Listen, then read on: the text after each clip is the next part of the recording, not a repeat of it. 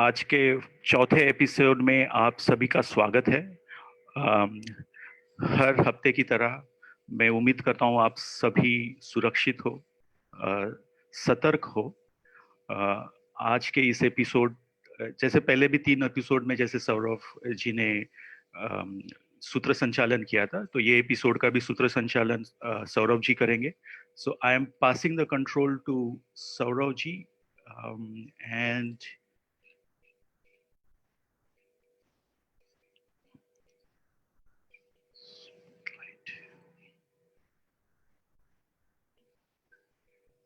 Saurav, welcome, and the show is yours. Thank you, Deepak ji. Good evening, friends who are watching this program live. And today we have one special guest of honor, Mr. Ian Martin, who is a member of England Cricket Board, and he is head of Disability Cricket England Wales Cricket Board. He is head of all types of disabled cricket, that is physically handicapped cricket, then dumb and deaf cricket, blind cricket, and learning disability cricket. He is now quite wide from for this physically challenged cricket now. So we welcome Mr. Ian Martin. Ian, we welcome you. So, okay. Namaste, everybody. Namaste. Namaste. Namaste. I should start by saying I'm very, very honoured and excited to be part of your web broadcast and to speak once again to many friends in India. So I'm delighted to be part of your show. Thank you, Ian. You are welcome for this show of Dressing Room Talks. We named it as Dressing Room Ki Baatein. Baatein is a talk. What we talk in the dressing room. That was the concept of this program. So every week we used to run this show for the players. So Ian, first thing I would like to talk with you. In year 2002, UK team visited to India. On that tour, we played with some synthetic ball. We used to call that pro cricket ball. And then again, we played against each other in Bangladesh in year, I think 2012. We played in Bangladesh in ICRC trophy, which is Indian International Red Cross trophy. Then we played in World Series in England 2019. So this is now quite a long time, from 2002 to 2020. So please tell us something about your journey in this cricket, physically challenged cricket. Wow. Okay. So I've been involved in disability cricket probably for about 20 years. I was on the reserve list to come out to India in 2002. So I was really disappointed not to come out on that trip. So we had in England a national championship since 1999 that has grown in that time, but we never had a properly selected physical disability team until 2012. Now, the reasons for that were that internationally, whilst we knew that physical disability cricket was taking place in India and in Pakistan, neither country had an affiliation with their national governing body of cricket. So in your case, BCCI, with Pakistan, the PCB. And as we're all aware, there were so many different associations, particularly in India, all running physically handicapped cricket. So each year I was getting emails from 5 or 6 different associations asking me to bring an England team over to India. And there was no way that I could do it, because if I said yes to one association, then I'd have another association saying, oh, well, you brought a team to play against them. Why don't you bring a team to play against us? And there's no way we could have afforded to have done 5 or 6 different tours to play against different associations.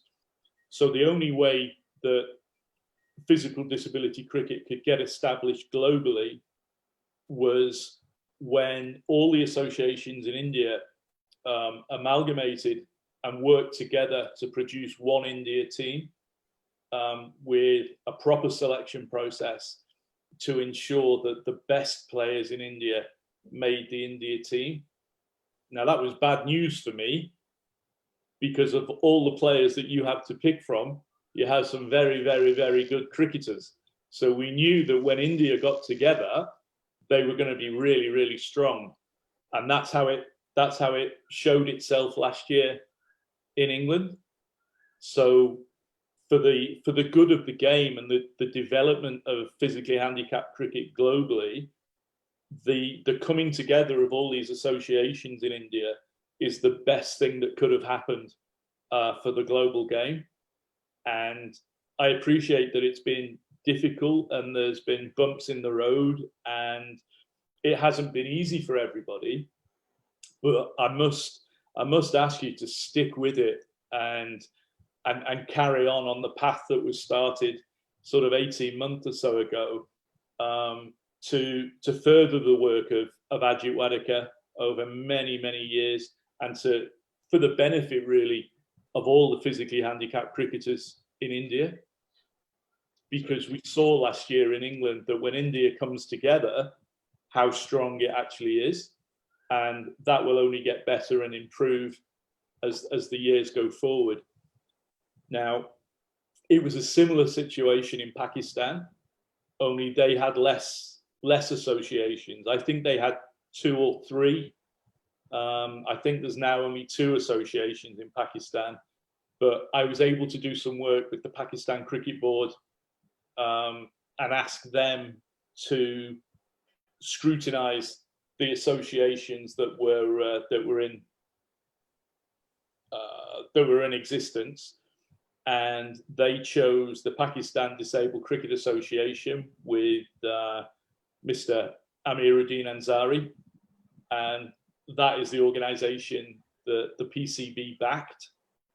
So back in 2012, with the PCB backing, then England and Pakistan were able to play, I guess what I recognize as being the first serious international series with 2 teams that were backed by their governing bodies and their governing boards.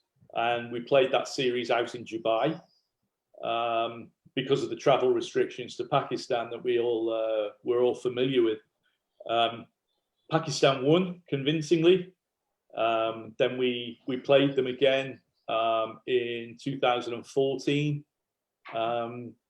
and again in 2016. And Bangladesh came along to that tournament as well. So I think England and Pakistan have led the trail, if you like. But I do feel now that with India being as powerful a cricketing nation as they are, and with the organisation that's now in place and that can grow, that India will be the dominant force in world physical disability cricket going forward. Sure. The 2015 series that we played in Bangladesh, that came about because I'd been over to Dhaka at the request of the ICRC, the International Red Cross, and the British High Commission in Bangladesh, because the Red Cross wanted to use cricket as a way to rehabilitate people with physical handicaps and reintegrate them back into society. So although the International Red Cross is a European organization, they recognize the power of cricket on the subcontinent to bring communities together. So I visited Dhaka with one of my coaches, and we trained up some cricket coaches in Dhaka about how to work with different disabilities. And basically, it was just around awareness and letting the players tell the coaches what their impairment was and what their limitations were. So the coaches can teach the cricket, but the players need to communicate with the coaches really to make them aware of what the limitations are. And then together you find solutions. So we spent, I think we spent about 10 days in Dhaka. And after I'd returned home, the Red Cross got back in touch with me and said, well, as a result of your visit, we now have sort of, I think about 10 or 12 teams just in Dakar alone. And they said, we'd like to host an international tournament. Can you put us in touch? So that's when we put the International Red Cross in touch with you guys and the Afghanis, ourselves, and we had the tournament out in Dhaka in 2015, which was a wonderful experience for all of us. Absolutely. Great to heard about your journey of this PH cricket. So what was the people's reaction when you start this PH cricket? Because people think this physically handicapped players are not that much able and can play this interesting game of cricket. So what was your experience about the support from the society, support from the ECB? It's been mixed, I think. I think in England, I'm probably around the world really, seeing is believing. So when you see the guys in action and you see what they're capable of, it changes people's perceptions of what disability cricket is and what it's about. I think sometimes when you say, oh, it's a game of cricket with disabled people, people's first impressions are it's people in wheelchairs or it's people in sticks, and it's people with quite high levels of disability playing with a rubber ball or a tennis ball. Whereas actually, when you look at the product that we've put together and the standard of cricket that is actually being played, I mean, I think anybody that saw the finals day in Worcester last year, so there was the England against Afghanistan game, and then the final India against England. The standard of cricket was outstanding, absolutely outstanding, and it was just a credit to the boys, to the players, and you know, a privilege for us to be in the ground watching that game or watching both games. It was a brilliant setting, a great ground, great environment, and outstanding cricket from all sides. So I think when people see this cricket for the first time, they certainly go away with a better impression and a more favourable impression than perhaps they had coming forward. I think that culturally, India and England are different in that, in terms of attitudes towards disabled people. In England, we have had disabled people who have gone on to be government ministers. We have disabled people who run businesses. We have disabled people who are millionaires. In India, I think sometimes it's a lot tougher for people with physical disabilities or any disability to be able to climb the social ladder.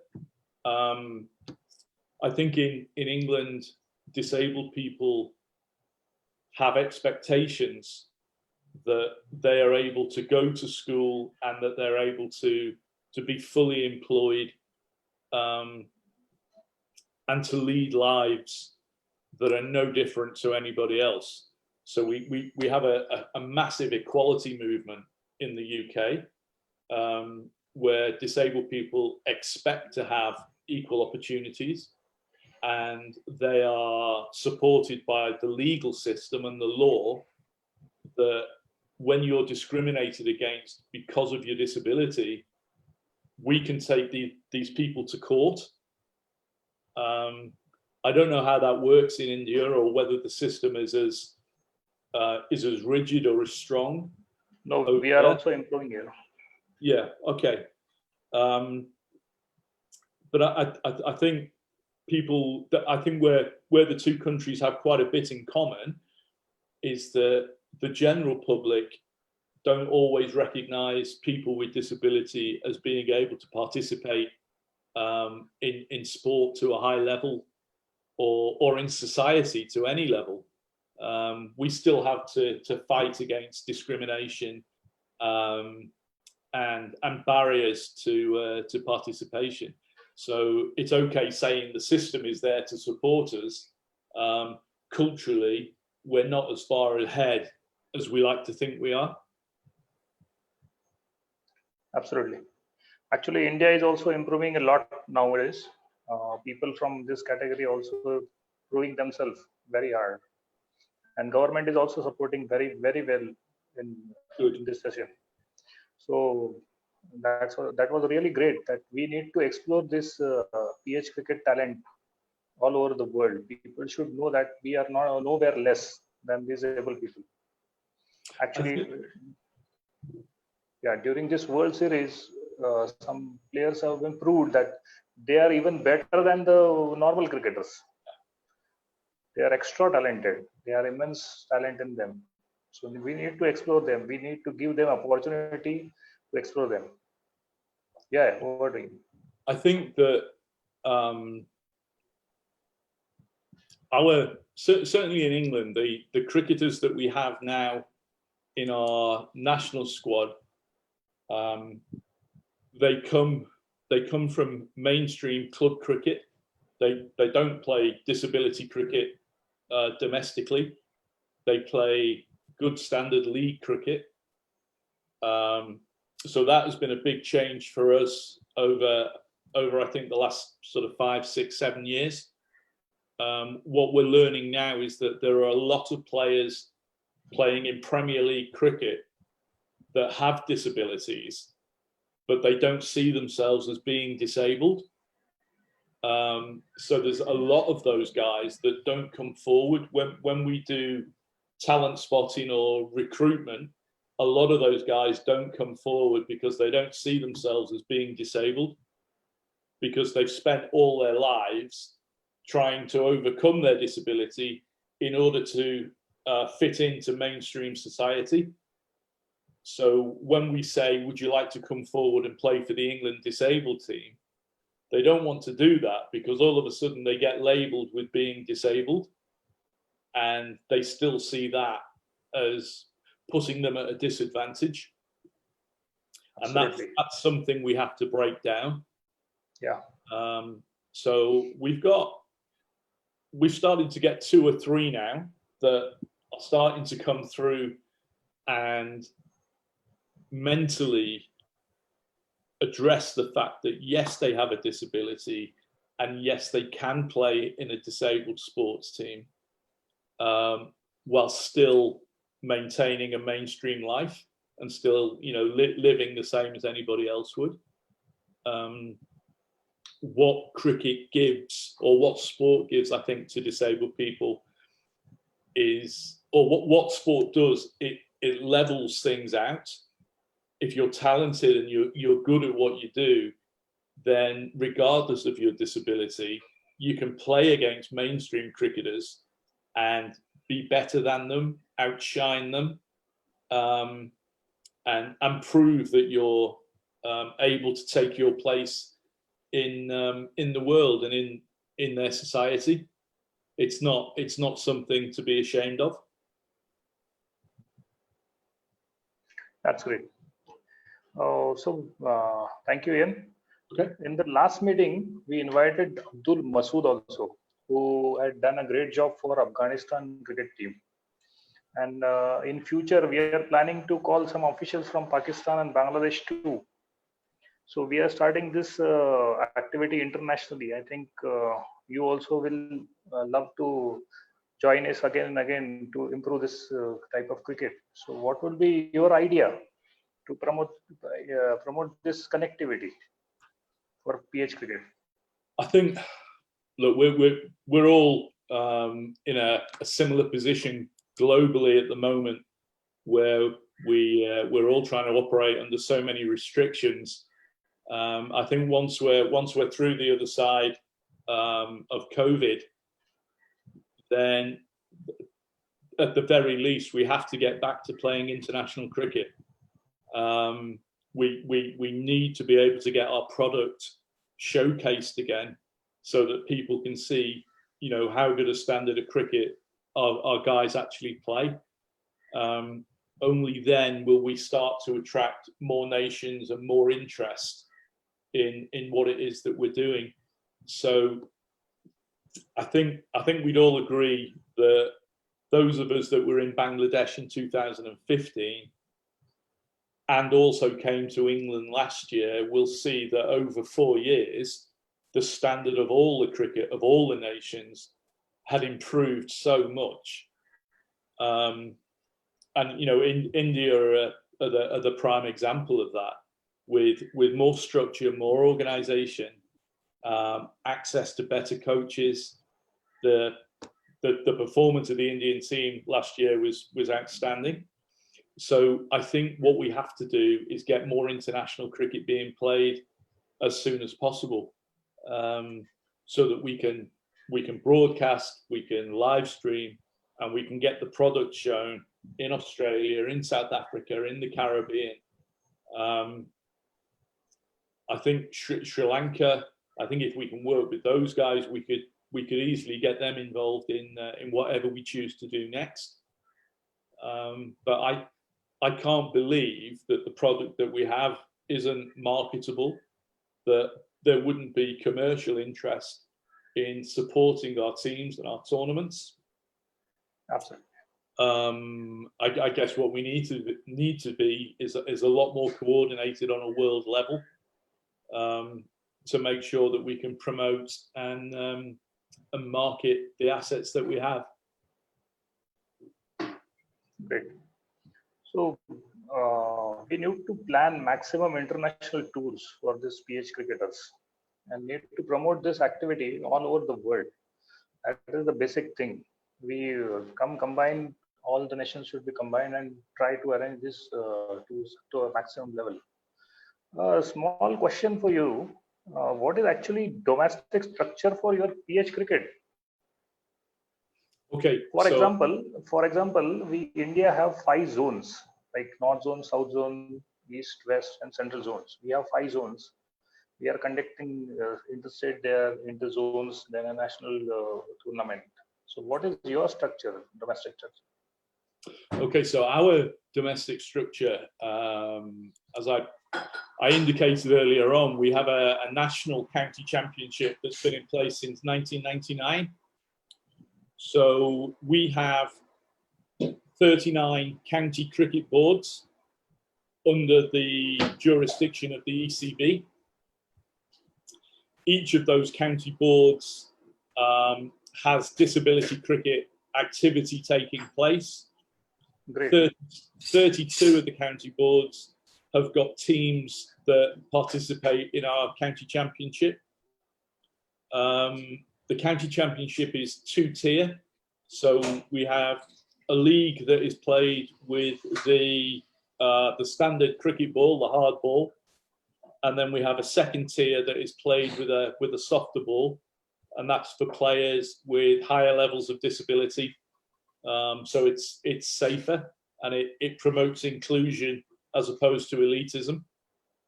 That's so great. Great to hear that structure. That's the structure we have. Yeah, that's great. That's great. So, Ian, what I want to ask another one question: what are the future plans for this cricket? How can we promote this activity to ICC so that ICC will support our activity? For me, that depends on each nation having the support of its national board, because ICC is essentially what's called a member services organization. It's not a governing body in the same way that maybe FIFA is for soccer. Okay, so if FIFA say soccer has to be played like this, all the countries say, yeah, that's what we're going to do. With ICC, if an amendment or a suggestion to the change in the playing conditions is put forward, there needs to be votes, and there needs to be a majority of the countries on the ICC committee, the test playing nations, that support that particular motion. So if the motion is put forward to the Chief Executives Committee of the ICC, the ICC recognise disability cricket, it would need 6 or 7 out of the 10 test playing nations to support that motion. Now, at the moment, I'm not sure that we could get 6 or 7, because I don't think that the governing bodies are as close to disability cricket as they should be. So they wouldn't understand particularly what they're voting for or what the ramifications of it would be. At the moment, disability cricket, be it PH, blind, deaf, or learning disability, doesn't generate revenue. So from a governing body perspective, the first thing that they will look at is how much is this going to cost us? And cricket outside of India is not a rich sport. The TV revenue that India generates funds disproportionately a lot of other cricket around the world and a lot of the other governing bodies, which is why India holds such a strong presence, if you like, at ICC level. So I think in order to influence other countries at ICC level, I think we really need India on board. I think Sabir Karim's got a role to play in talking with Sourav Ganguly, so that when he goes to ICC meetings, he's informed and he is aware of the great work that you guys do.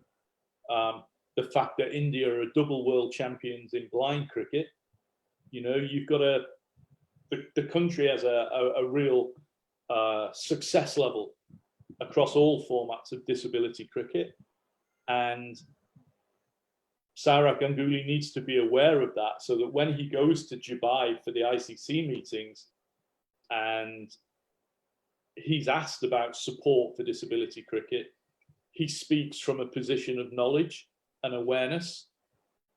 Whereas at the moment, you know, I wonder if he knows enough about it in order to cast a vote in favour.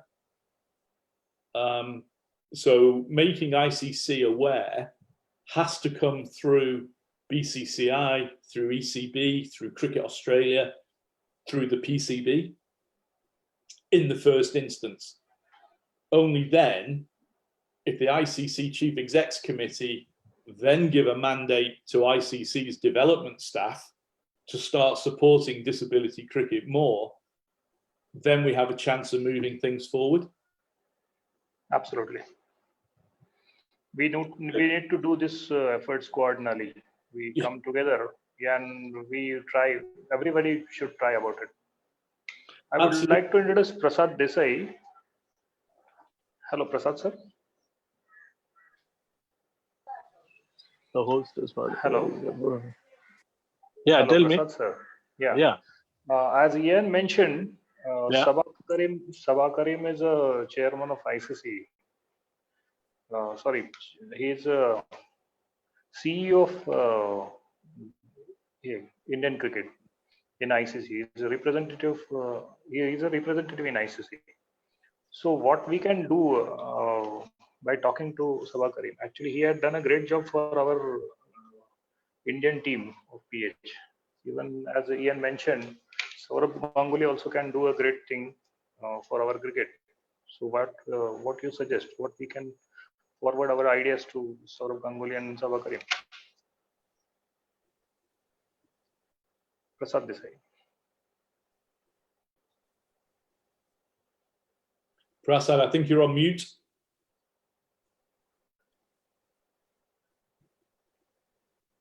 Yeah. Yeah. Mute, I think. Yeah, can you hear me now? Yeah, got it. Yeah. Sabah Karim was kind enough to, hear about our activities and the performances and the organized tournament in England. And he was pretty glad about it. And even Sourav Ganguly has been kept abreast about the whole activity that goes on. So they are not nuances to the whole topic. They are pretty aware of it. We need to, be more active with them whenever we have a tournament next, and be kind enough to invite them for the tournament. And I think there is a favorable, what do you call it? Favorable kind of a incline from there. So Sabah Karim should be having played with him together and a lot of cricket together for the organization we worked for, and interzonal tournaments. And Sourav Ganguly used to play with me during since the under 19 days. That's apart, but the cause which we are presenting to them is a solid cause. And after seeing the kind of cricket our boys have presented to the world, not only Indian cricketers, all over the world, our special children have done a fantastic job so far. And I'm very positive that our request will be definitely upheld by the ICC and the BCCI. I think that's a great news for everybody from ourselves. So thank you, Ian. Anybody from the panel want to ask any question to Ian?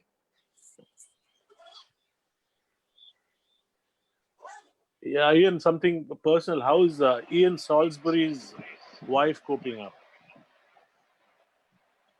Sadly, Ian's wife passed away in January. Oh. So yeah, it's been a really sad time for him. Really? She never recovered after her setback in August, and sadly she passed away in January. All right. So Ian, unfortunately, he's left his position as our head coach now. Oh, that's a shame. So just as I was about to start recruiting a new head coach, we got hit with COVID. So everything's just sort of quietened down for now. I can't really do an awful lot until the restrictions are lifted. But if I can just touch on what you were saying there about the future, I think it would be really helpful or useful if we can maintain communication, and that we have a celebration of PH cricket in 2021 as soon as the restrictions are lifted. We get something being played. Personally, I would love to see that in Mumbai, so that we get Mr. Ganguly, we get Sabah to come down and see in first hand what the product is that we have, and how talented our players are. I believe personally that the best cricket played last year was England, India, and Afghanistan. I mean, the Afghanis were explosive in some of their performances, but I think they were a bit one-dimensional. And we figured out how to play against them. The England and India matches I thought were incredible. I think it's really important that we get something up and running sooner rather than later once the restrictions are lifted. And if that means 5 teams, then fantastic. If that just means 1 or 2, easy. But we need to get cricket back up and running. Anybody? Yeah, that's sure. And keeping in touch and being in conversation and having an interaction, like Ian said, should be more often, and there has to be a continuous communication. Ian, appreciate that. I would like to ask you one question, Ian. Hello. Yeah, continue, sir.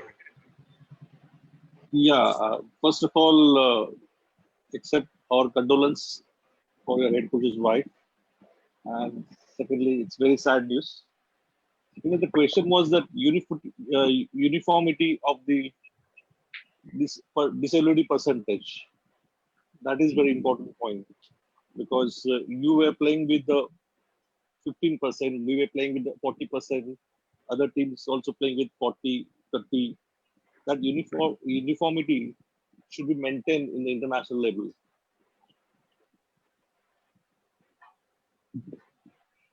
I think that one of the issues that we have is when I looked at the levels of disability that other countries had compared with us, I didn't see that much difference. And for example, we had some players playing with prosthetic limbs, artificial legs. Now, that would, if you're missing a leg, then clearly that's over 40%. Okay, but in England, it's not classed as 40%. It's classed somewhere around 18, 19, 20.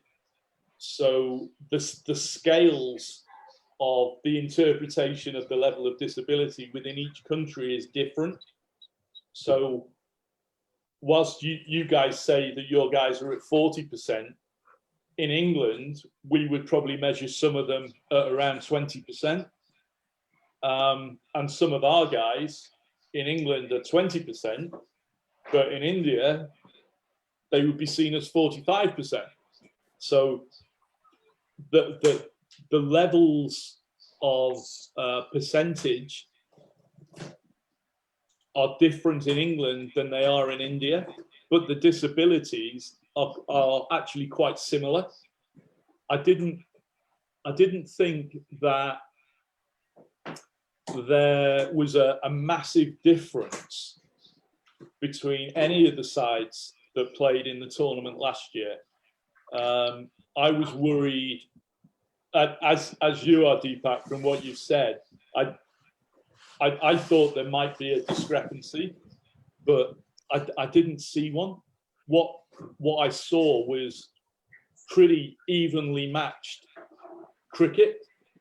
I don't think that, whilst India won the tournament, I don't think the gap between India and Pakistan and Afghanistan was so big. Too wide.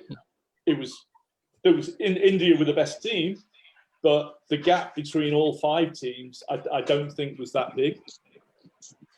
Can I add something to that? This is Deepak here. And I think this conversation we had previously also, and the last World Council meeting which we had in UK, we agreed to have a medical officer on our team, who would look at standardization. And I think we also discussed about EMA's role in this whole thing, right? EMA had conducted this wonderful data collection activity across all 5 nations. I'm not sure how, we are yet to see that report, but if we can make that report public in terms of how each country is looking at disability and classifying the disability, I think then we can all work towards standardization, and we all can have the same perspective. I think what we don't have today is looking at the same problem with a single view. We are all looking at it from different perspectives.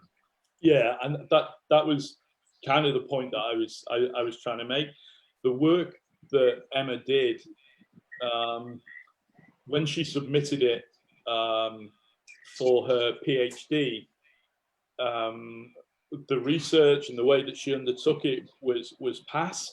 Her conclusions were actually inconclusive, because the size of the sample of people that she tested wasn't big enough. So she did a lot of her testing in a tournament that we held in Dubai in 2016. The Pakistanis in particular were reluctant to work some of the data capturing equipment. Some of the Bangladeshis did not want to wear it, so it was very difficult for her to use some of the measures that she put in place because the players didn't want to use it. Now, obviously, in 2016, India weren't present, and neither were Afghanistan. So we only had 3 teams' data anyway, and some of the data was restricted from Pakistan and Bangladesh. So she had a limited sample of players that she had evidence from. And of course, if I'm to come to you guys and say this is the findings that Emma made, most of it is based on her research with the English players, and that's not what I wanted. I wanted more data from you guys so that it was a lot more balanced and not biased towards the English players. So whilst the work that she did, I think, was useful, I don't think it gave us exactly what we would be looking for in order to have a standardized system across all countries. And if I could just make a second point, when England and Pakistan first played in 2012, we had no idea what disabilities the Pakistan team were going to turn up with. There was absolutely nothing in place at all. And we had a choice to make at that point. Do we wait until we have a standardized classification system in place before we play any cricket? Or do we get the cricket played and then start working out the eligibility? And I 100% agree that we did the right thing, because if we were waiting for accurate eligibility testing, then we wouldn't have had any international cricket at all up until this point. We've had to get the players on the field and playing before we can start making judgments and assessments of what is an allowed disability and what level of disability the players have. My feeling at the moment is that the levels of disability aren't impacting on the standard of the cricket. All of the guys obviously have their impairments, but I don't have a sense personally that one team is more disabled than another. I think they kind of even themselves out a little bit. I'd be interested to hear your views on it. Yeah, I think, I seconded your opinion last time also when we met, and the whole objective was to promote the game today rather than trying to figure out what is right and wrong. We are still 100% agree with we are Ian's still view, because we need to promote this cricket first, and then we need to standardize few things, but we have to maintain the quality of game also. Yeah, so I'll just add to that. So, so Ian, what we should do, and next time when we meet around this. So, as you suggested, 2021 we should celebrate the game. We should definitely do that. But actually, we should also start looking at this game towards standardization, because as we get more competitive, this is going to be an area of dispute, and we need to be a little prepared for it. I agree entirely. There will come a time in the future when it will start to hold us back. I think the first question ICC would ask is, what is your eligibility criteria? And my response to that at the moment would be, well, we don't have a standardized one, because at the end of the day, we don't have the cash across any of the nations in disability cricket to employ an expert to come and deliver this for us. If we're going to have it so that it's independently verified and independently produced, we need to be able to pay somebody independently to come and look at what we've got, look at our product, and and make some recommendations to us. It's very difficult to do that without cash. That's true. I think we need to set a parameter for the same and then present with the ICC. There should be some parameter, minimum parameter. I think we need to have that sorted. That's true. Before we go to ICC. Because at the moment it's an excuse for ICC to push us away. Absolutely right. Yeah. I think that's a great discussion going on. We are definitely going towards good direction. We have a good skills in more percentage also. That is not the criteria. If you have a good skill, then you can take that more percentage cricketer player also to play for country. I think the other thing we need to be aware of as well is I don't think we need to beat ourselves up about this. Yeah. At the end of the day, the Paralympics has been around for the best part of 50 years, and they still don't have it right.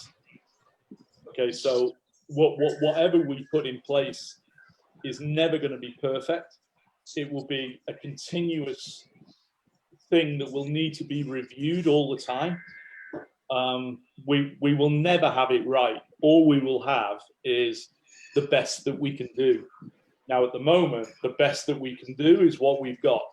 We can improve, we can get better, but it will never be perfect. And the Paralympics has proved that because they change every year.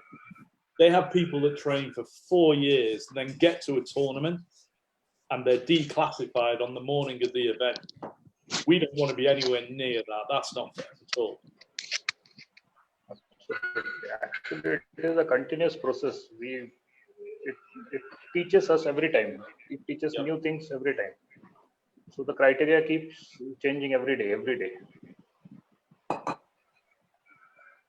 So Ian, we in India are looking forward to start under 19, under 23 cricket for disabled also. And at the same time, we are planning to start 50 overs game also. So what is your perspective on that? 50 overs, for us, we've historically not gone to 50 overs, mainly because for the players, particularly using prosthetic limbs, 50 overs of cricket causes big problems on their stumps. So, with the ball and socket thing, so if that's the knee, they have a cup for the prosthetic. 50 overs it causes them a lot of problems. The other thing, internationally, 2020 is what will get the game marketed and will be a commercial interest to sponsors. So if you look at the way the global game is going in mainstream cricket, the 50 over World Cup is brilliant, don't get me wrong, but the money is in IPL, it's in Big Bash. Okay? So the commercial interest is in 20 overs. So I think on an international level, we need to stay at 20 because it's more commercially viable for broadcast and for sponsors. Yeah, I totally agree with Ian. And 50 overs is too long game for a handicap people. And the stamina wise, in all the prospects, like commercials, economics, everything. And it's too long a game. Nowadays, this 2020 is exactly perfect game for all the age group, including under 19 to seniors. And Ian said exactly the same. The World Cup in England was excellently organized by Ian and his team, and it went perfectly right. I really enjoyed it. Thanks, Ian. Great. So shall we move to our question and answer session? So there is one question for our specialist panels, Deepak Jadhav sir and Prasad Desai sir. One question is from our Indian player. How to identify weaknesses of the batsman? So which bowler is this? He is a leg spinner, I think. Shrideep Lala, tell me. No, he's not Sudeep Lala. He's somebody else, but he is a leg spinner. Ramesh. I will reconcile his name. But his question was how to identify weaknesses of the batsman as a leg spinner. Right-hander or left-hander? He is a Shankar Sajjan. Ask him whether right-hander or a left-hander. He is a right-hander leg spinner. No, which batsman's weakness does he want to find out? He has just given how to analyze weaknesses of the batsman. Analyze why he will prefer to analyze right-hand batsman. Yeah. So if it is for a right-handed batsman, he'll have to bowl to him first. You can't analyze a batsman without bowling to the batsman. Correct. And you should minimum loose deliveries have to be bowled. You cannot analyze a good player or a batsman on bad ball. Absolutely. So you analyze a batsman while you bowl good deliveries and how he's converting those good deliveries into runs. And that is where, whether he's driving, whether he's reading your hand, whether he's reading the googly, whether he's reading the flipper, you have to identify what exactly he's observing in your bowling. If he's reading you like a telegram or like a WhatsApp message which pops up on the screen, then you're in big trouble. So you have to be wily enough to fox him with your variations. And if he's strong on the onside, try and keep him on the middle and outside off. You have to read him. If he's sweeping you well, you don't give him loose deliveries on the leg or outside leg stump or outside off stump. So he's going to sweep you from the off stump, outside off stump as well. So you have to vary him, whether he's using his feet. If the batsman has good footwork, then you have to keep the trajectory of your ball a little low. And if he's not using his feet or he's not being able to read a trajectory, then you have to flight the ball and deceive him in the flight and get him stumped or make him play a loose shot or make him play against the spin and get him out. That's how you read a batsman. Whether he's cutting or pulling you, that means you're bowling him a short length. So you have to vary your length according to his strengths. That's how you identify a batsman. And you have to keep bowling at him, keep him tight. The moment he converts those good deliveries, you have to find out the solution by observing him. How is he converting the good deliveries? Absolutely, that's a great knowledge sharing for a leg spinner. Not only for the leg spinner, for any bowler, it's a great knowledge. For any bowler. We have to observe the footwork of the batsman, the movement of the batsman, where he is a strong. Last time also you said, watch his bottom hand or upper hand, which is the strong hand he is using. According to that, you have to identify the batsman and bowl him. So that's a great knowledge sharing. One question is for Prasad sir also and Ian also. It is from Muhammad Azhar. Prasad sir might have known him. Is there any prospect like IPL for the specially able cricketers? Ian? Look, I think it's a great question. Yes. Obviously, if it's IPL, then it's going to be India based. So I'm not sure I'm the best person to answer that. I know that there has been a lot of talk about doing a blind cricket IPL in India. I'm not sure how far they've got with that, but they were talking about setting up an IPL. They had local businesses that were prepared to sponsor teams in different cities around India. And they were going to be inviting players from England, Australia, Pakistan, Sri Lanka, all over the blind cricket world to come to India and play an IPL over a period of about 2 or 3 weeks. I'm not sure that that's actually started, because I'm not aware of any English players that have gone over, but the principle was certainly there. And I think that in terms of franchised physically handicapped cricket, India could definitely do it. I'm not sure it would happen in England, but I think you guys could do it.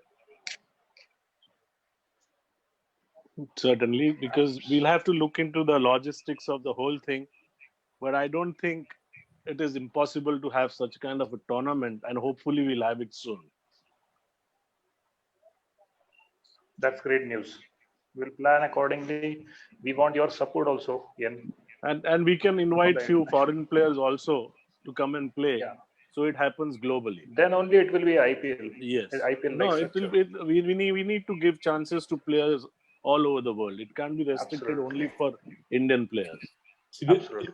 this goes back, Prasad, to what I was saying before. The power of India to grow this game and develop it is enormous. You're uniquely placed to drive this side of the game forward, much more so than we are. So whilst we've got a history of organization and structure and stuff, the future of this game is with you guys. And if I can play a part in helping you take it forward, then I'd love to. But an IPL or a franchise tournament, India's the place for that to happen. We couldn't do it in England. Absolutely, Ian. I'm definitely agree with you, and we will try our best to drive it at our best. Definitely we will. We will try to hold this IPL next year only. We'll try for that only. But we need support from your side also, because international committees also should participate in that and provide us good players for that event. Definitely. We'll try our best for that. We've just started with our, crusade. This is we are just infants now. We'll grow definitely, and as days go by, we will definitely introduce more cricket for the boys, and definitely our specially abled cricket will look up. Sure. So there is one question from Avjit Garai. He is asking, sir, I have one question. My one leg is broken. My one arm is broken. How can may I treat it as a disabled person? So only I can I can answer it. I know yes, you can. treat it as a you can be treated as a disabled person, and you can contact to your concerned associated member, state associations, and you can join this cricket. No problem. He can give his number on our link. We will get in touch with him. We will. Yeah. Why put him through a long process? To give our numbers to him, and we'll straight away call him up and enroll him. Okay, definitely. Yeah.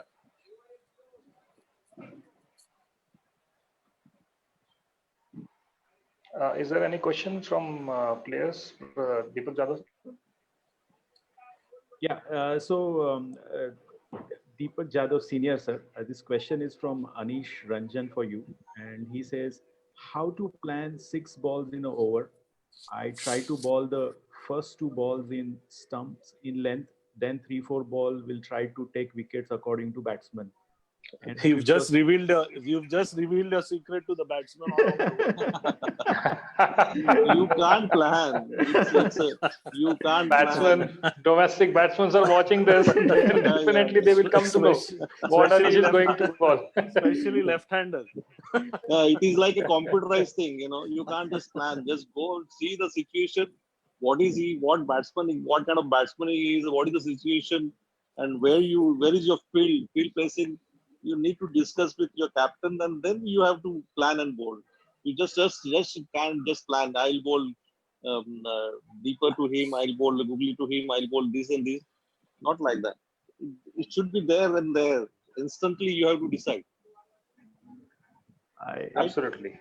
Yeah. Sir, next question is for Desai sir, and this one is from Shripad Khedekar. So first I'll welcome Shripad Khedekar to this live session. And Dr. Shripad Khedekar, I think. Dr. Shripad Khedekar. Yes, correct. Yeah. Let me correct you. Yes.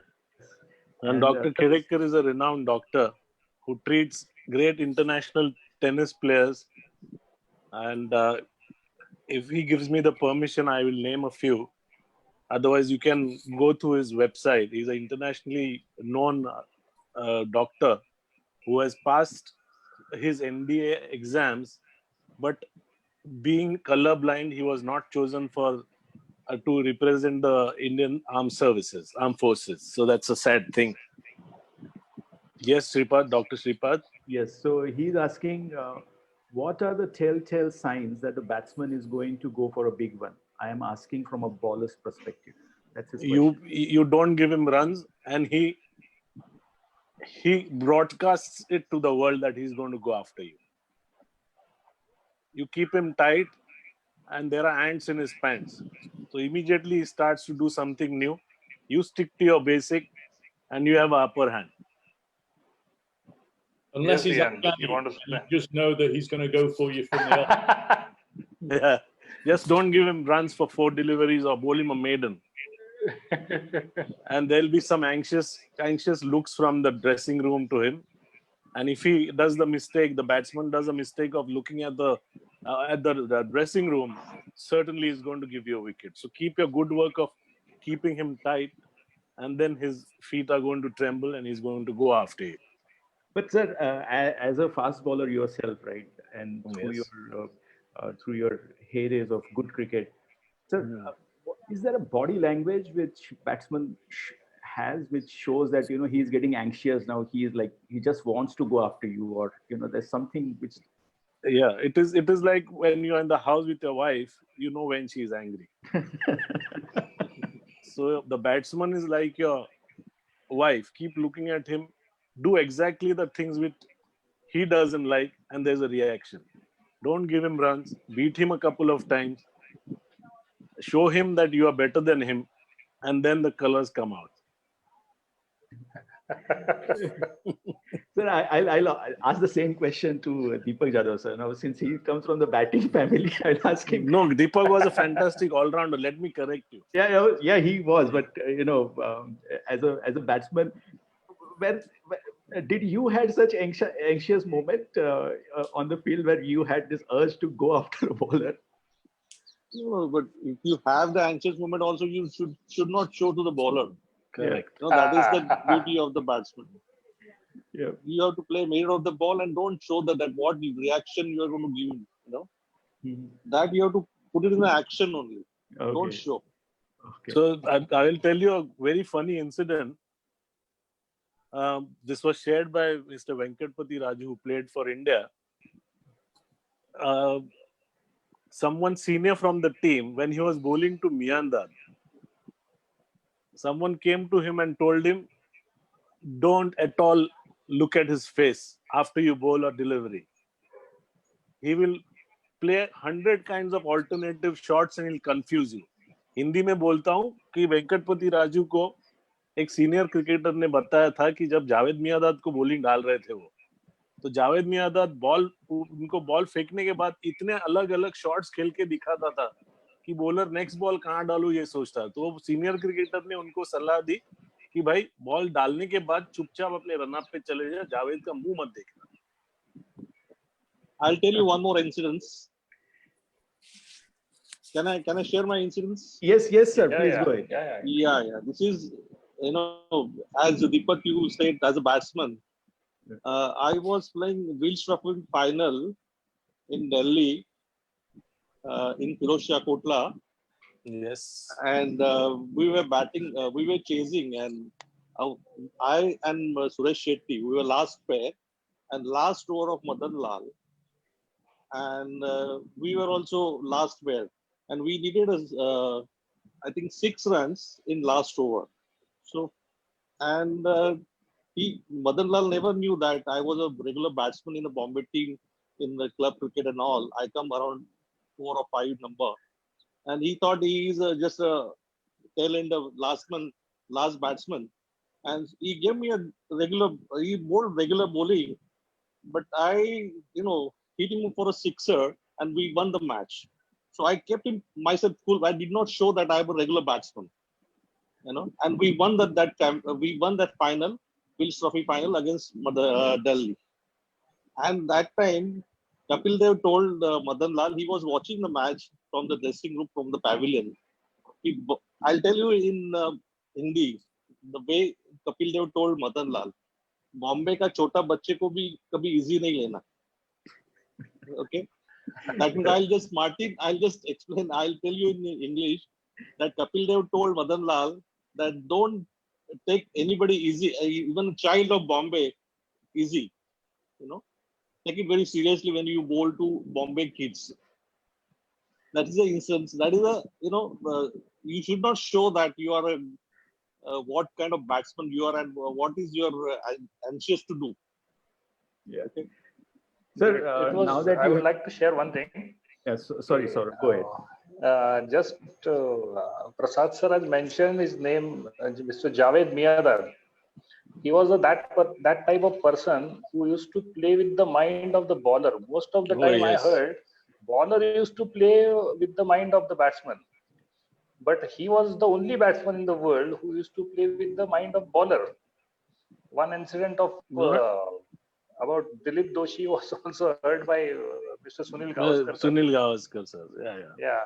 While Dilip Doshi used to bowl very good length, he was turning the ball. The wicket was in favor of the spinners, and every time Javed Miadar used to get out of the crease, just to play the ball and ask him ke, "Arey, tera room number kya hai re?"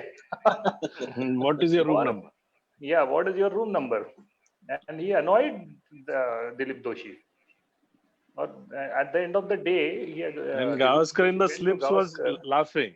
Yeah, Gavaskar used to laugh that on every ball. And Dilip Doshi, at the end of the day, Dilip Doshi asked Gavaskar what was happening actually, what he was asking. He was asking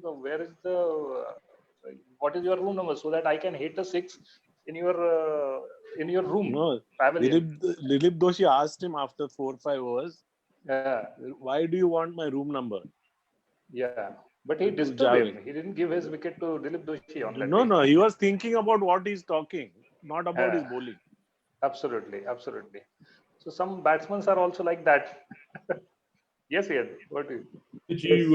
Did you hear the story about Javed Miandad and Merv Hughes? Yeah. No. Yeah. So there are so many of Javed Miandad story. Merv Hughes is bowling to Javed Miandad, and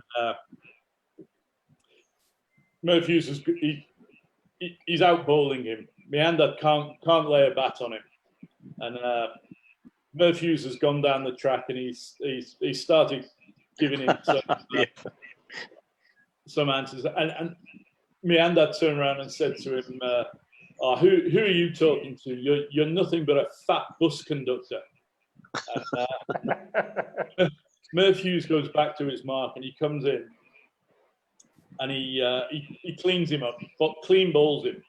And as he's running past him, he runs past, he goes, "Ding, ding, tickets, please." Yes. Okay, this question is not from an audience, but I am asking because,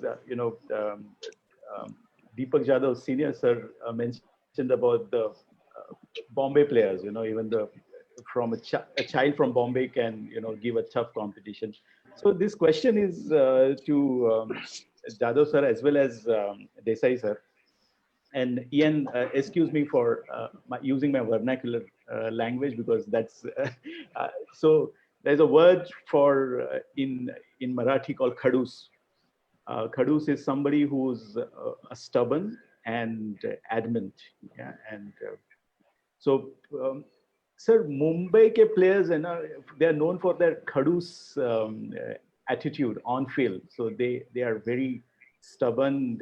So dressing room, sharing dressing room with those khadus players of Mumbai must be an experience by itself. So anything which you would like to share and how competitive these players, Mumbai players, had been in those, in those glory days where Mumbai cricket was known for its powerhouse.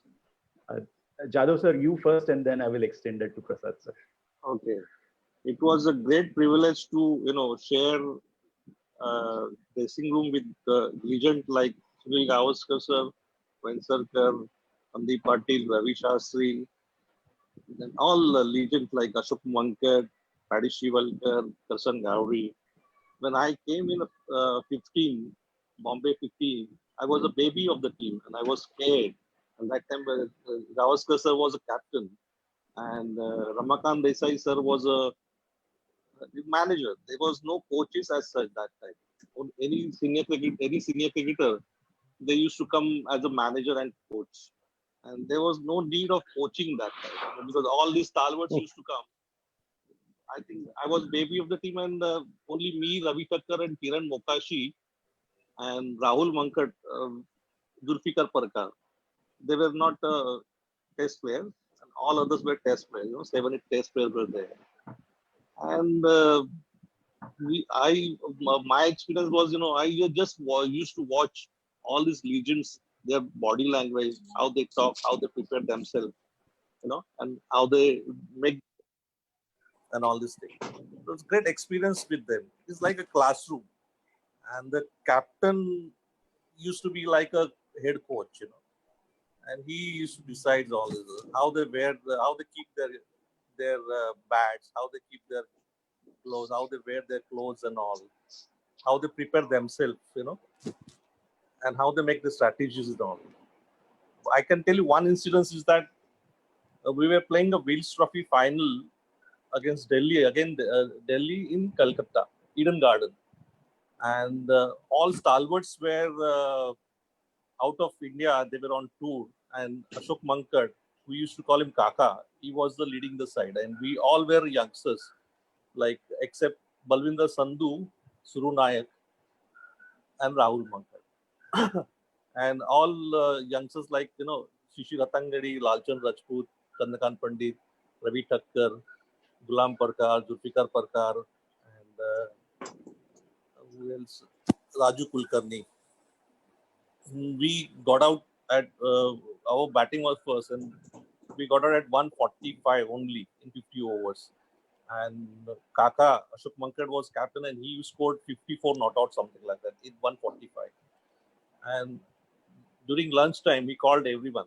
He shut the door of dressing room, and he just fired like anything, and he motivated us. Fired like anything, and we were all motivated.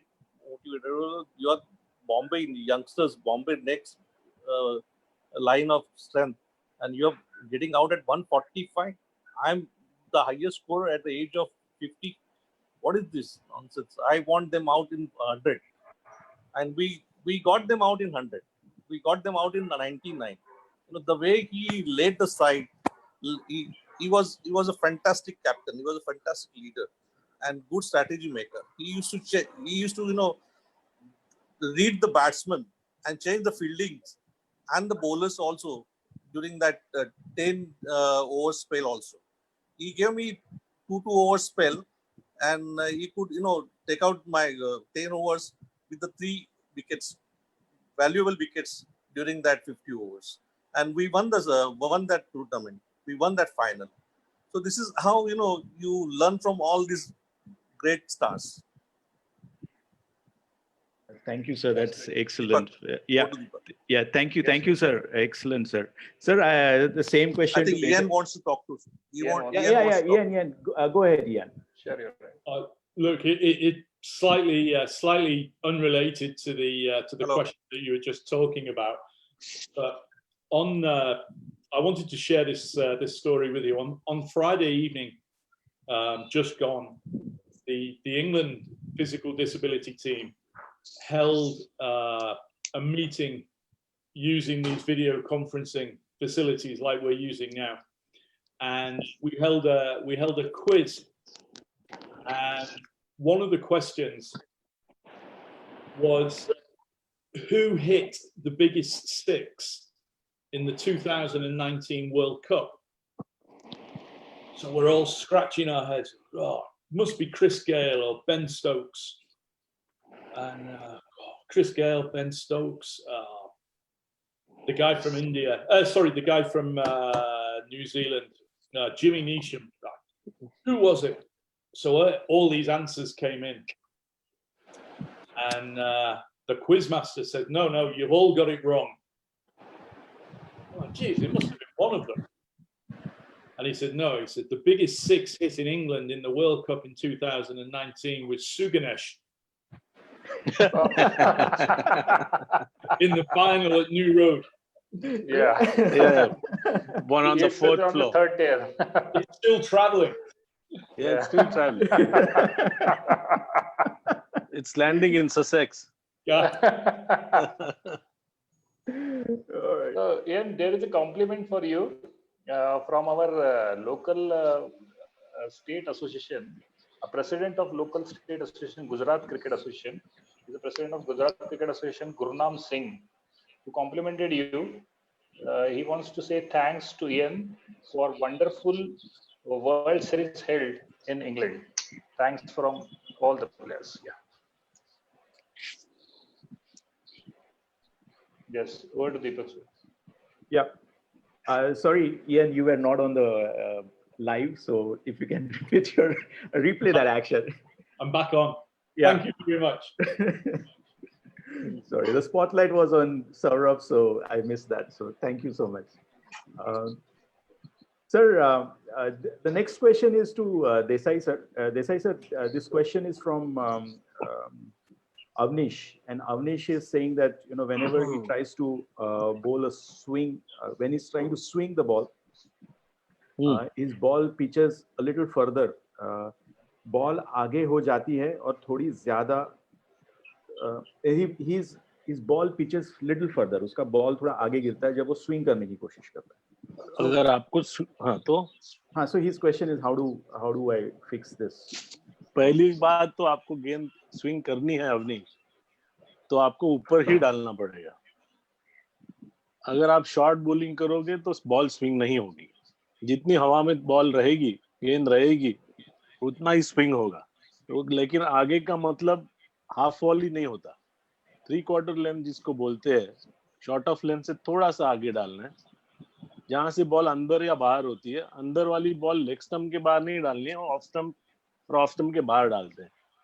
और बाहर जाने वाली गेंद भी उधर ही डालते हैं, off stump के पास डालते हैं, लेकिन ऊपर डालते हैं जो ड्राइव करने देना है. अगर ग्रीन टॉप होगा तो थोड़ी शॉर्ट ऑफ लेंथ कट होगी और आगे डाला हुआ बॉल स्विंग होगा. तो आप बॉल आगे डालोगे तो ही स्विंग होगा, शॉर्ट डालोगे तो सीम होगा, कट होगा. तो स्विंग करने के लिए गेंद थोड़ी ऊपर ही डालनी होती है. Yes, sir. One more interesting question for I think Deepak Jadhav sir can answer it very well. How to convert good start into big scores? It is a question from Sanjay Bhairav. He's a batsman, so he is asking how to convert our good start into big scores. Yeah. You have to remain there till last. You have to, count your runs, count your team's runs, and be there till you finish. You should not throw your wicket, because in 2020 games, who is a set batsman, he is very important for the team, because new batsman will come and he'll take some few overs or few deliveries also. So you should convert yourself, into a big inning. Should not throw your wickets. Absolutely. Thank you. Yes, Deepak. Over to Deepak Jadhav. Yeah. So this question is to all three gentlemen, including Deepak Jadhav sir, Prasad Desai sir, and Ian Martin, you two. And this question is not related to cricket, but the popularity of disabled PD cricket. So this gentleman, his name is Irshad Khan, and he's asking that the crowd doesn't, there isn't huge turnaround of crowds to watch our games. So what could be done to bring more crowd to watch these games, the PD games? So we'll start with Deepak Jadhav sir, go to Prasad Desai sir, and then we will go to Ian Martin. So yeah, first you need to do a lot of marketing. That is very important. A lot of marketing, lot of publicity, and more player, more and more tournament. There is no awareness of our PD games. all. So we need to get a good coverage in press as well as in TV also, and do a lot of marketing. Then only we can, come to know, people will come to know that this disabled player cricket is also there. That awareness we have to bring, that PR thing should be there, more PR, more matches. That is very important. Thank you, sir. Desai sir, would you want to add to that? Now our graph is definitely looking up from what we were about, say, a couple of years back at the stage. We are definitely 2 or 3 flights up where the popularity of the game is looking at. Now people are aware, and you can see the way things are being conducted and people participating in conversations, and awareness is definitely there, because a player like Sugnesh is picked up by the TNPL, and definitely people around the country, people around the world are much more aware about this game. And it's a procedure, it's a process. It can't happen like we are. The problem of participants in our cricket, they compare themselves with the IPL players or the test cricketers or the international players. We are the engine of the train which takes the whole train, and slowly we are moving, we are picking up pace. But I am seeing a gradual increase in the popularity of our cricket, and more people are aware, more people are watching. Definitely the scale is going up. Thank Yeah, you, after sir. this World Cup, one second. Sorry Yeah, to sure. interrupt you. Yeah, sure, Yeah. sir. After this World Cup, we had a good coverage in India, all over India, especially in Bombay, through TV channel and through Facebook, through Instagram, through uh, hoardings, all over Bombay. And it was good publicity after the World Cup, after we won the World Cup. Thanks to Ian Martin for giving us a good opportunity to hosting you hosted the World Cup excellently. Thank you very much. I would add to that. I think with cricket in India, like I've said before, it's unique compared with anything else in the world. Certainly in England, disability sport is competing against many other different sports. The love and the passion for the game in India, I think, gives you a unique position to be able to market and publicize the talents of the physically disabled players. I would compare it to the Blind World Cup in India in 2017. Driving around Delhi, there were big billboards all over the city with Virat Kohli, KL Rahul, who else there? I think Sharma. Big posters advertising the Blind Cricket World Cup. When we went to Indore, there was a crowd of over 25,000 people to watch England against India. So I think if you get the publicity right and you get the marketing right, then I think in India the crowds will come. There's no doubt about that. So I think the point that Deepak Yadav Senior made then about marketing and commercial activity, that is the way forward. We have to publicize the events more. We have to make use of technology and live streaming. For example, the final in 2015 in Bangladesh, England against Pakistan, was live on Bangladesh national TV, and there was an audience of over 15 million. So people will watch good cricket. It doesn't matter who's playing it. What we need to do is just make more people aware of it. Yeah, I'll add to that. So I think another the point you made that we had Kohli on the hoardings during Blind World Cup. I think Murtaza Mashrafi played an important role in 2015 Bangladesh tournament. He was the brand ambassador, and he was available at every press conference, and he was available during matches also. So I think that does add.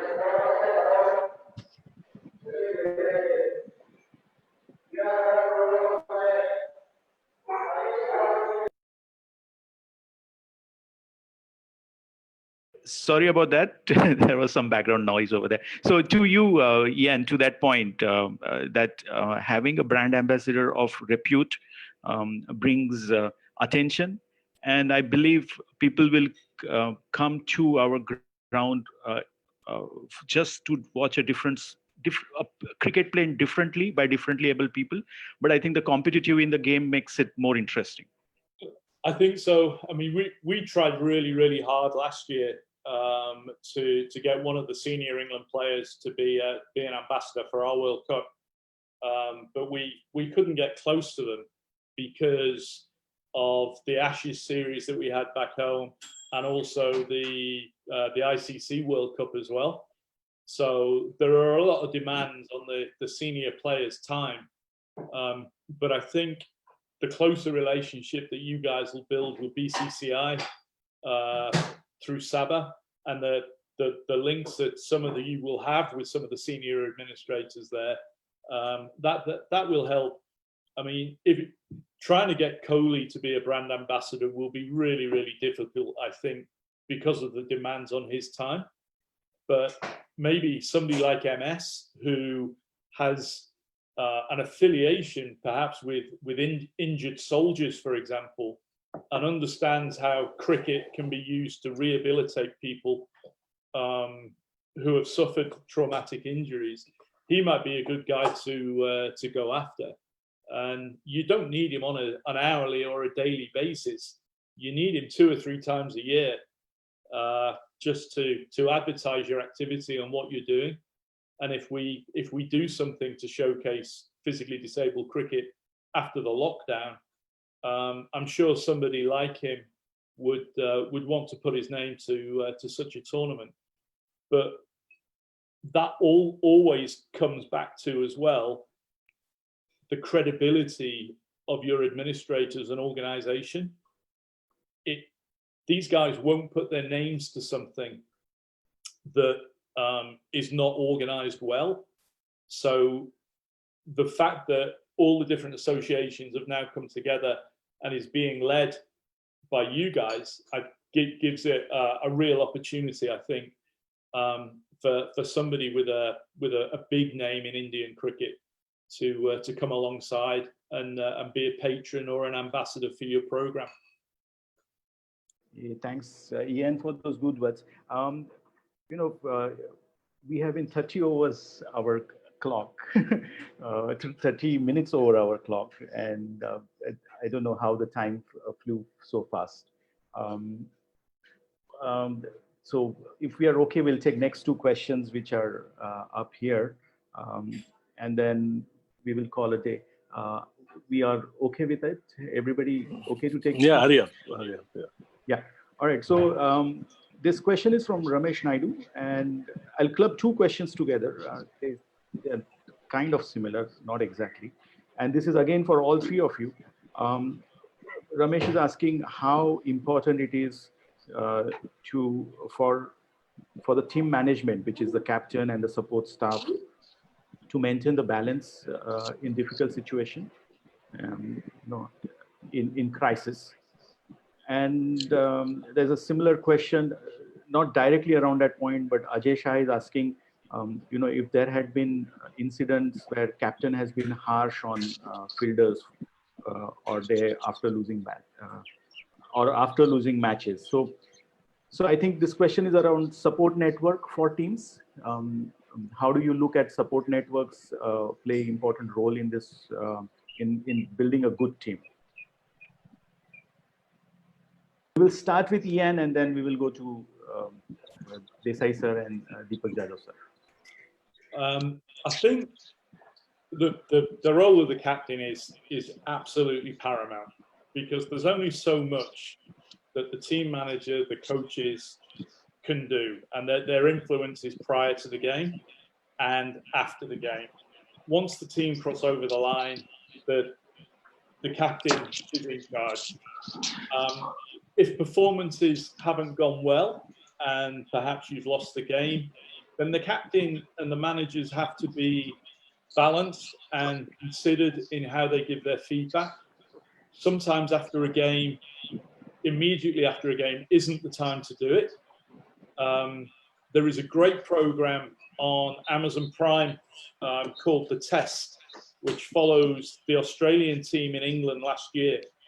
And it gives a real insight into how performance level cricketers manage themselves and provide feedback and challenge themselves. What we try to do in England with our players is put responsibility onto the players to challenge themselves over their own performance. The coach can guide and can influence and support, but at the end of the day, if the players aren't able to challenge themselves, recognize good performances or recognize where certain players have let the team down, and the players have to be able to take criticism as well, recognize their own performances. That is the key thing that will take the team forward. So I think the influence of the captain is huge. They have a massive role to play, and the relationship between the captain and the management is it has to be tight. It has to be really tight. But the key to it is the players to recognise and take responsibility for their own performance. Yeah. Thanks. Sorry, go ahead. Sorry, sorry, I break you in middle. Just lastly, to finish up, yeah, you can't put the blame at the captain or the coach's doors. Okay, they can only guide and support and help. The success of the team has to come from the players being accountable for their own performances and putting their hand up when they've underperformed. Agree. I think negativity doesn't help in the dressing room as well as on the field. So, sir, Prasad sir, I'll extend this question to you, sir. How do you look at team balance, and how does captain and support staff work towards it? Here, the word captain itself explains, it's self-explanatory. By blaming the players is also unfair on the players, because if the captain is not able to extract 100% from his players, then he cannot go and blame the players. But at the same time, there is no room for complacency here. If a player given a chance to perform for his subject, say if he's an all-rounder, if he's a fast bowler, or a wicket keeper, or likewise, according to his subject, if he is not performing good in that subject, then the captain has a right to come and correct him. But if everybody is doing their jobs, then it's relatively, there is a less pressure on the captain. So it has to be a win-win situation. A captain alone cannot lead the team to glory, and the players cannot expect only the captain to look up to, and only the captain has to perform. So it's definitely teamwork, and the captain is the guy who guides the talent of all the 11 players playing. Plus, it is very important the boys in the reserves have to be involved not only 100%, 200%, because they have to keep continuously watching on the field. So it is like a well-oiled machinery or a synchronized swimming competition. So every part of your body, that is, every player has to contribute, and then you make a successful team. Captain overreacts. I mean, there are levels of overreaction or reactions. So it is on an individual how he takes it. If there is utter indiscipline, then the management steps in. So everybody is equally involved, and situation has to be simmered. Like Ian made the first point, there is no point in having a team meeting immediately after the match. Let the entire thing simmer. Let the crowd go. Let the boys unwind, and then you don't reprimand them. You have a discussion and come to a correction. That's how a team works. Thank you, sir. I think you made a valid point that teamwork is important and understanding everybody, each one understanding their own responsibility is equally important. Sir, Deepak Yadav, sir, I will extend that question to you. Yeah, I agree with Ian, and what Prasad is explaining is excellent. It's a team game. Cricket is a team game, and teamwork should be there. And there's a ups and downs always there. And you have to balance yourself. The captain, he should be a good leader. That is the leadership quality. That time it counts. How you manage your team, how you handle your team, how you balance your team, and how you take out the good performance from your teammates. That is very important. You cannot win all the time. It is a learning process. When you have in crisis also, you learn a lot of things, and then you don't make same mistakes next time. That is how you learn, and that is how you improve also. So this is all part of the game, and this is all the team management and the captain. They have to balance, and they have to talk to them nicely and tell them what was wrong, what should have been you should be doing and what not. And then that will help you to help the team to grow, to make good performance next time. That is it. Thank you. Thank you, Ian sir. wants to talk some. Yeah, hold on. Let me pass on to Ian. Ian, yes. Yeah, look, just to build on the points that the other two guys have made, I just want to say that in England, the way that we try and create that kind of culture, we have a policy that we call no dickheads. And it's a phrase that we took from a book called Legacy that was written about the New Zealand All Blacks and the way that they conduct themselves. So basically, what we're saying is that if your talent is good enough to get you into our program and then to get you in the position where you represent England, the talent only gets you so far. The thing that makes you a team man or a team member is all in your head. It's your attitude. It's how you behave. It's how you represent yourself and how you represent us as the cricket board.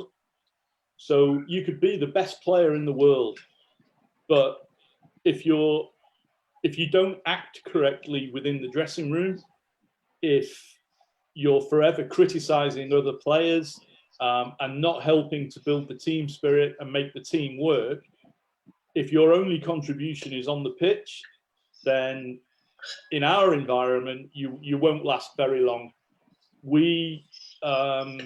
Some of you guys that were present in 2015 in Bangladesh will recall a couple of our players that weren't present in 2019.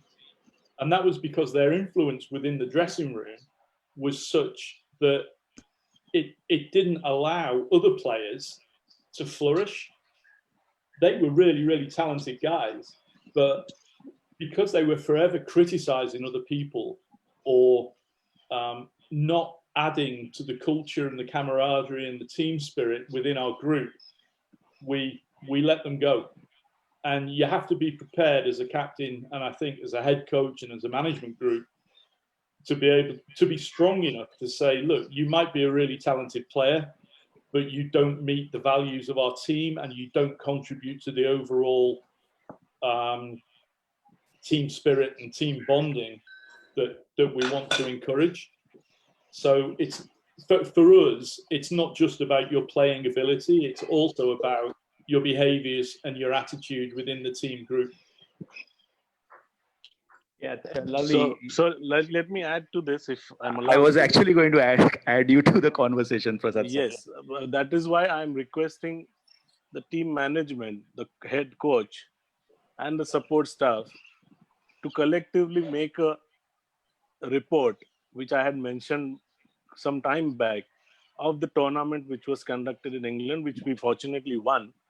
So I want a detailed report of that on behalf of the management and Karsan Ghauri also, of each player, so we can evaluate and make our team stronger. And like Ian suggested, if there are misfits, there are misfits, because we have to move ahead a lot, and there is no room for complacency. Thank you. Thank you, Prasad sir. Saurabh, would you want to add to this? I think we are 40 minutes over our scheduled time, so Yes. we would want to conclude this and close the meeting. Actually, this session was a fantastic session for captains and all the players. I think they learn a lot from this process. These are the experiences of Prasad sir, Deepak sir, even experiences shared by Ian Martin. Of the English players, what is their dressing room का माहौल क्या है उनका? Actually, what is the atmosphere in English dressing room? The players who do harassment to other players and cannot allow other player to flourish are also harmful to the team. That is a great message actually of us through this session. That is a great thing. Few things I would like to mention during this session.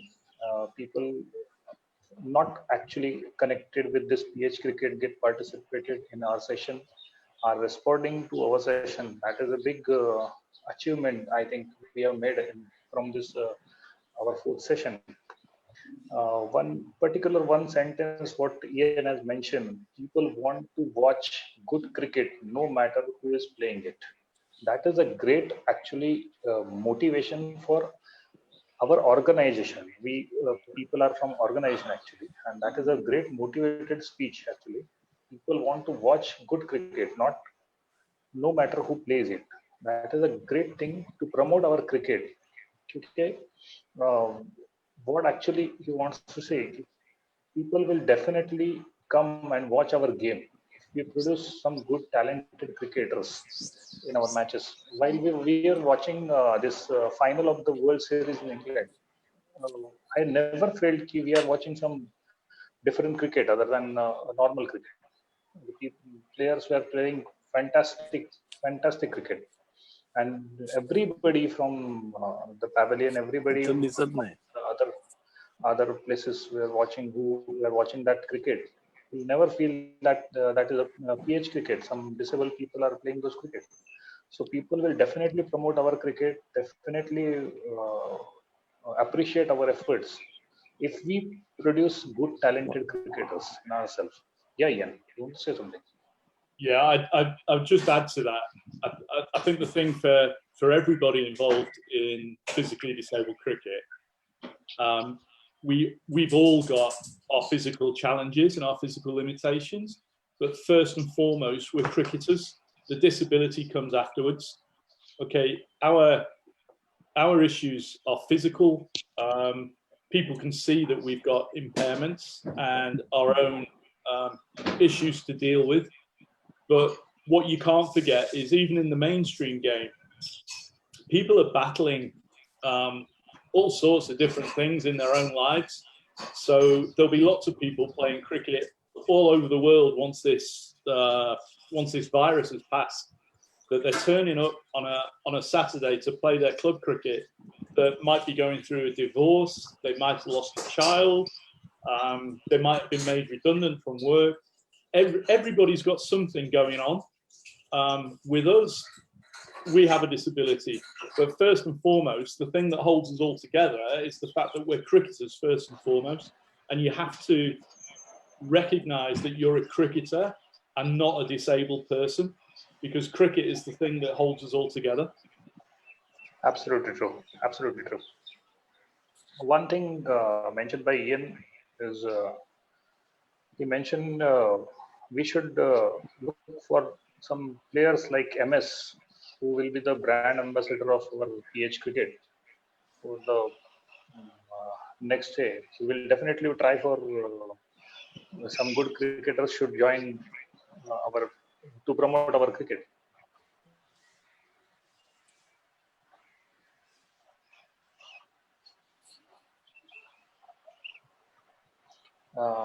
That sentence is self-explanatory for a lot of things.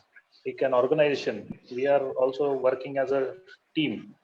Right now, you are from England and we are from India. We are working the same cause, same noble cause, and we should work as a team to perform at our best. And we as an organization need to work together, and we need to perform together and extract good out of this whole process. So that is what cricket taught to us. So I conclude, I would like to thank Ian for joining this session. I apologize that we are late for 40-45 minutes. Saurabh, before we close, I just wanted to get Desai sir. And Desai sir, what Saurabh just said, a lot of people are watching our show, and these are not only from our physically challenged or physically disabled community, but they are people who are from mainstream cricket also. And you have been leading this effort, Prasad sir, to get people who are voluntarily coming in and supporting our organization and the cause we promote. Sir, would you want to elaborate on how you are approaching them and their response to the whole thing? See, because they are aware of our reputation while playing cricket, and these people are very like-minded, and they would extend any kind of help to our specially able children, and they understand the sincerity and they understand the integrity of we all people all over India who are contributing towards the cause. So these people will definitely be with us, and as soon as they are aware of what we are doing, they're voluntarily coming and joining us. So they also want to be a part of this noble innings which we have started, and hope our innings, with their help, blooms and grows to an extent where we are able to produce stars internationally, not only for India, but for all over the countries playing this special cricket. And a stage will come when our boys will also get the special recognition which our present international cricketers are getting. We all have to work collectively towards it, and not have favorites or not have dislikes. For us, all the boys all over the world should be treated same, and that is where our success is going to lie. So let us all work together. It is a team game again for all of us, all administrations from all over the world.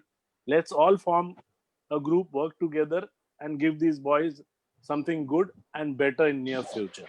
Thank you. That's a great message from Prasad sir. Thank you, Martin. Thank you, Prasad. Thank you, Saurabh. Thank you, Deepak. Thank you. Thank you. And thank you for the viewers who are watching. Thank you, Masood Bhai. I saw Masood Bhai online, and Masood Bhai has sent regards to you, Ian, and everybody on the panel.